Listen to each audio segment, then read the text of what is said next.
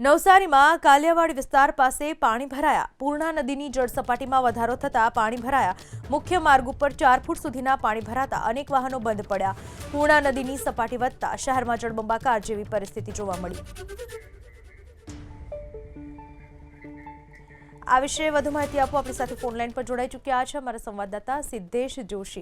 સિદ્ધેશ, નવસારીમાં ભારે પાણી ભરાઈ ચૂક્યા છે, શું પરિસ્થિતિ છે અને લોકોને કેવી હાલાકી પડી રહી છે? કેટલી હદે કઈ જગ્યાઓએ પાણી ભરાયા છે? જી, નવસારીમાં જે પ્રમાણે પૂર્ણા નદીની સપાટીમાં સતત વધારો થઈ રહ્યો છે, જેના કારણે શહેરની પરિસ્થિતિ વિકટ બની રહી છે। અત્યારે શહેરના તમામ વિસ્તારમાં અત્યારે નદીના પાણી જે છે એ ભરાવાની શરૂઆત થઈ ગઈ છે। કાલિયાવાડી વિસ્તારમાં પણ પાણી ભરાવાના કારણે અનેક વાહનો બંધ થયા છે, બસ બંધ થઈ છે। અમુક લોકો જીવના જોખમે પોતાનું વાહન ખેંચી અને બીજી તરફ જઈ રહ્યા છે, તો બીજી તરફ શહેરના વિજલપુર વિસ્તાર, રંગુનવાલા નગર, રિંગ રોડ સહિતના જે વિસ્તારો છે ત્યાં પાણી ભરાવાની શરૂઆત થઈ ગઈ છે। નવસારી જિલ્લાનું વહીવટીતંત્ર એક્શન મોડમાં જોવા મળી રહ્યું છે। કલેક્ટર, કમિશનર સહિતના તમામ અધિકારીઓ અત્યારે એનએમસી ઓફિસે ઉપસ્થિત છે અને મોનિટર કરી રહ્યા છે। જે પૂરની પરિસ્થિતિનું નિર્માણ થયું છે, જેને લઈને 1700થી વધુ લોકોને સુરક્ષિત સ્થળે ખસેડી દેવામાં આવ્યા છે।